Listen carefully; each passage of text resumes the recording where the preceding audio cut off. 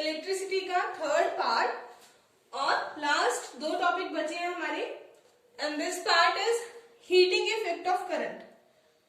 पहला टॉपिक है आज का हीटिंग इफेक्ट ऑफ करंट। नाम से क्लियर हो रहा है हीटिंग इफेक्ट मतलब कोई भी इलेक्ट्रिसिटी से चलने वाली चीज है वो थोड़ा टाइम चलने के बाद क्या हो जाती है, हीट हो जाती है।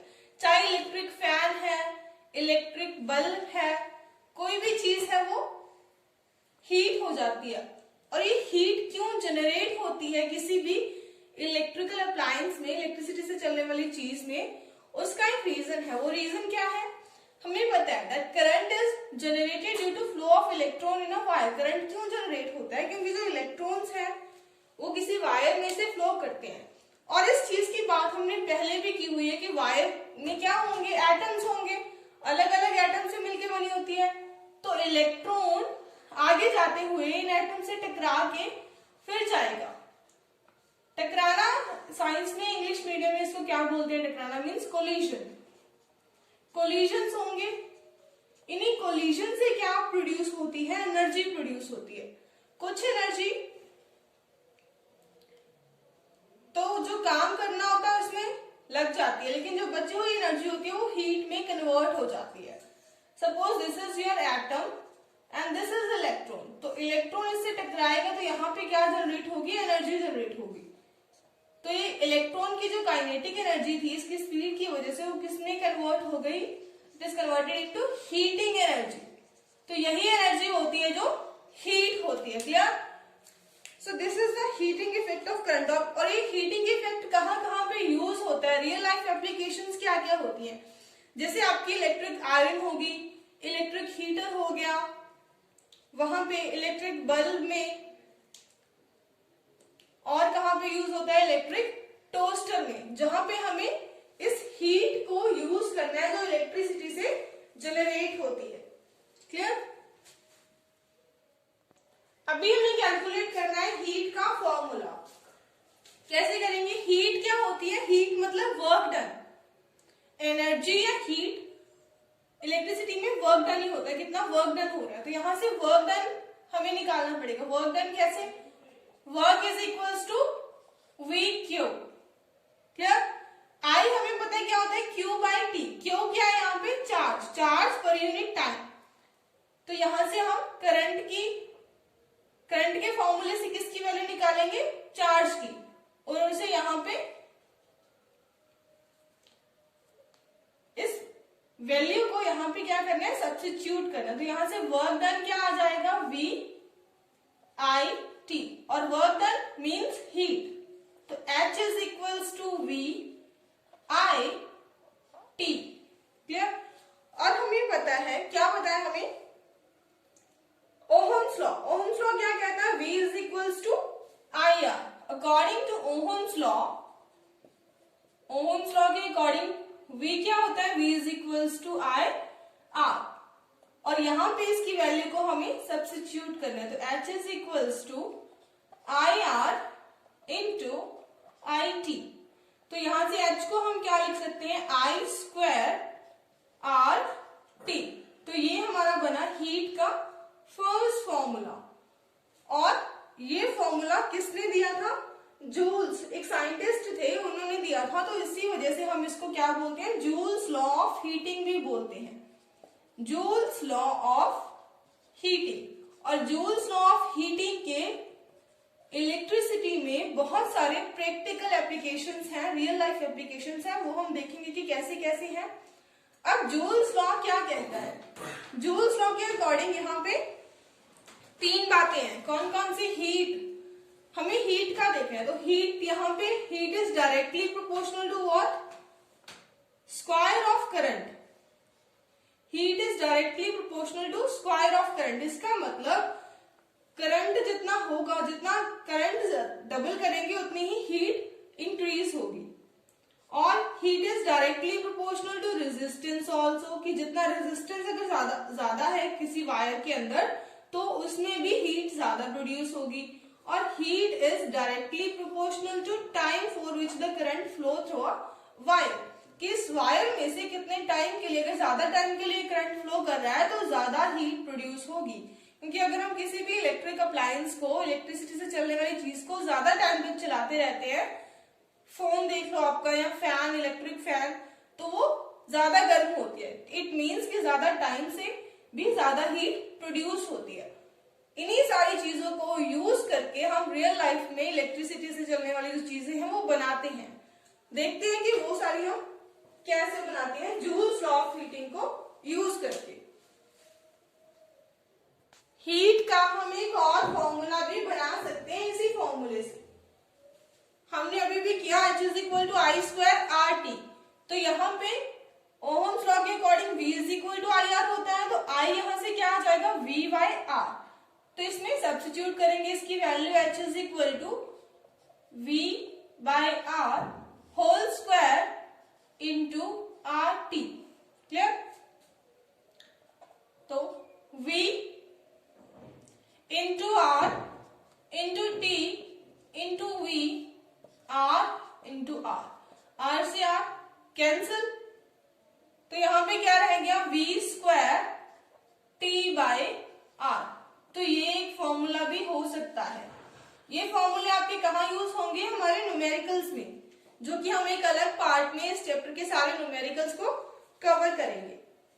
इसके बाद हमें देखनी है जूल्स लॉ ऑफ हीटिंग की प्रैक्टिकल एप्लीकेशंस। अभी हमें करनी है practical applications of heating effect of current, कि रियल लाइफ में कहाँ यूज होता है। ये वाले बल्ब जो येलो कलर वाली लाइट देते हैं, ये बल्ब किस लिए यूज होते हैं? कभी कभी रूम्स को गर्म रखने के लिए भी हम इन बल्ब्स का यूज करते हैं। जैसे पोल्ट्री में गर्मी देने के लिए इसका यूज किया जाता है।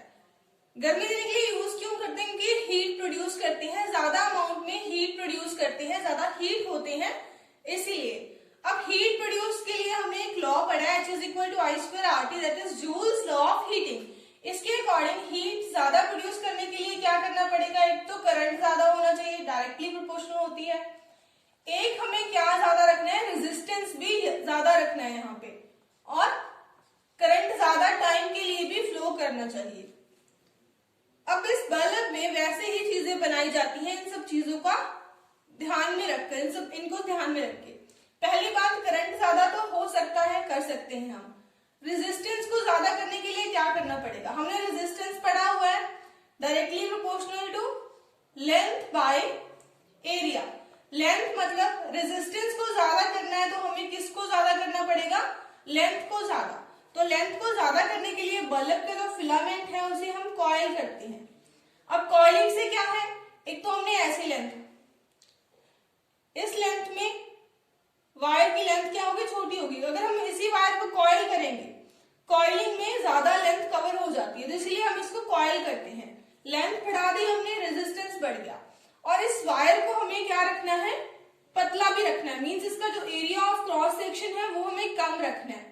तो एरिया को कम करने के लिए हम वायर को क्या रखते हैं? पतला रखते हैं। बल्ब का फिलामेंट आपने देखा होगा ना, बहुत ही पतला होता है। तो रेजिस्टेंस तो बढ़ गया। अभी हमें करंट को ज्यादा टाइम के लिए पास करना है। तो अगर एक पतली सी वायर में से, पतली सी मेटल की धातु की एक वायर है, उसमें से करंट ज्यादा टाइम तक फ्लो करेंगे, तो वो वायर हीट होके क्या हो सकती है? मेल्ट हो सकती है। मेल्ट होगी तो बल्ब खराब हो जाएगा, फिलामेंट मेल्ट हो जाएगा।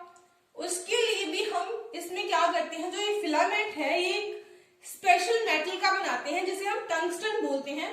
टंगस्टन मेटल की स्पेशलिटी क्या है, खासियत क्या है, कि जो इसका मेल्टिंग पॉइंट होता है वो कितना होता है? 3380 इसका जो होता है मेल्टिंग पॉइंट होता है। इस मेल्टिंग पॉइंट पे क्या है, ये जल्दी जल्दी मेल्ट नहीं होता। सोचो 3380 डिग्री सेल्सियस टेम्परेचर अगर इसको मिलेगा तभी मेल्ट होगा, तो इसीलिए ये मेल्ट नहीं होता और ये बल्ब ज्यादा हीटिंग प्रोड्यूस करता है। क्लियर? सो ये थी बल्ब के अंदर हीटिंग का इफेक्ट ऑफ करंट की एप्लीकेशन।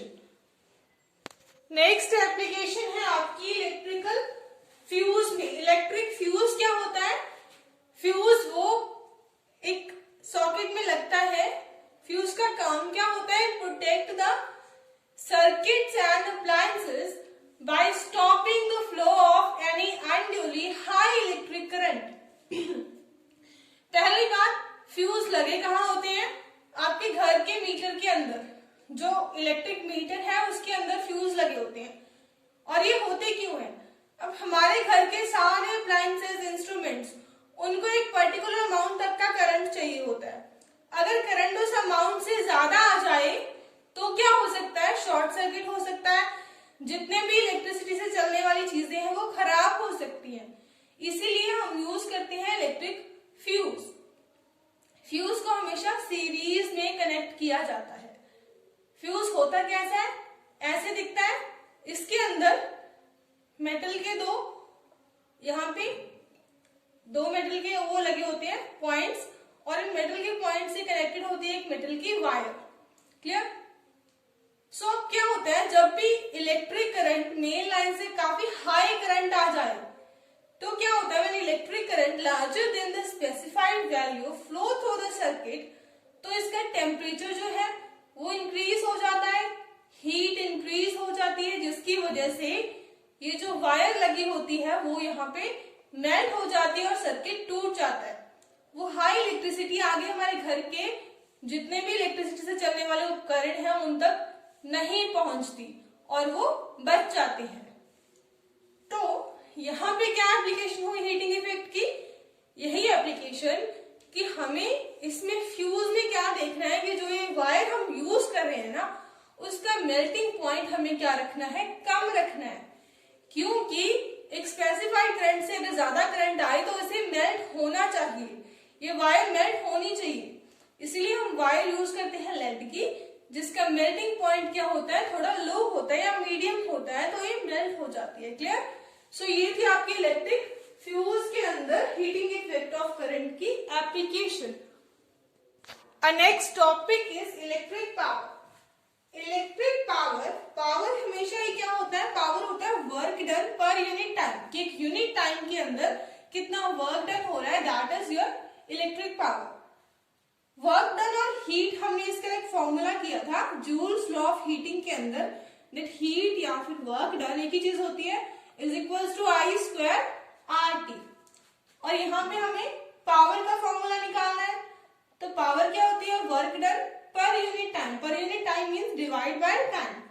तो वर्क का फॉर्मूला क्या है यहाँ पे? आई स्क्वायर, इसको खोल के लिख लो, I into I R T, divide by हमें क्या करना है? टी। ओहम्स लॉ से हमें पता है V is equals to I R होता है, तो यहाँ पे आई आर को हम क्या लिख सकते हैं? V लिख सकते हैं। T से T कैंसिल, तो पावर क्या होगी यहाँ पे? इसका V into this I, power is equals to V I. ऐसा यूनिट इसके क्या होंगे? ऐसा यूनिट ऑफ पावर, पावर के ऐसा यूनिट क्या होते हैं? वॉट। वॉट या फिर इसको हम सिंपल W भी लिख सकते हैं। सो 1 वॉट किसके इक्वल होगा? 1 watt is equals to 1 volt into 1 ampere. कि अगर किसी सर्किट में से 1 वोल्ट पोटेंशियल डिफरेंस और 1 एम्पियर का करंट फ्लो कर रहा है तो उसकी इलेक्ट्रिक पावर कितनी होगी? 1 वॉट होगी। लेकिन हम कमर्शियल लाइफ में जो इलेक्ट्रिक पावर की यूनिट यूज करते हैं वो क्या यूज करते हैं हम? किलोवाट। तो 1 kilowatt is equals to 1 kilowatt is equals to 1000 watt. Clear? अब किलोवाट का भी हम किसमें यूज करते हैं? किलोवाट आवर बोलते हैं। क्लियर? कि कितने किलोवाट आवर में एनर्जी या इलेक्ट्रिक पावर जो है वो प्रोड्यूस हो रही है। कभी भी हमें इलेक्ट्रिक पावर की बात करनी हो तो हम किसकी टर्म में करते हैं? इलेक्ट्रिक एनर्जी की टर्म में करते हैं। सो एनर्जी क्या होती है? पावर इनटू टाइम होती है। सो कमर्शियल यूनिट क्या होंगे? इलेक्ट्रिक पावर, पावर नहीं यहाँ पे इलेक्ट्रिक एनर्जी। तो इलेक्ट्रिक एनर्जी के कमर्शियल यूनिट होंगे किलोवाट आवर। तो 1 किलोवाट आवर, 1 किलोवाट आवर किसके इक्वल होगा? 1 किलोवाट में कितने वॉट होते हैं? 1000 वॉट्स। 1000 वॉट्स इनटू, एक आवर में कितने सेकेंड्स होते हैं? 3600 सेकेंड। क्लियर? सो यहां से हम लिख सकते हैं 3.6 into 10 raise to the power 6 watt second, watt second. So 1 kilowatt hour is equals to, watt second को हम जूल लिख सकते हैं। So 1 kilowatt hour is equals to 3.6 into 10 raise to the power 6 joule. Joule किसके terms है? Energy के ही units हैं जूल। तो ऐसे हम किलोवाट आवर को जूल में कन्वर्ट कर सकते हैं। यहाँ पे आपका चैप्टर होता है खत्म, इसका थ्योरेटिकल पोर्शन क्या होता है? खत्म होता है। इसके बाद सिर्फ इस चैप्टर के न्यूमेरिकल्स बचे हैं जो कि इम्पोर्टेंट है करने, और वो मैं आपको अगले पार्ट में कवर करवाऊंगी। आई होप कि आपको समझ आया होगा। Thank you so much for watching. Keep sharing.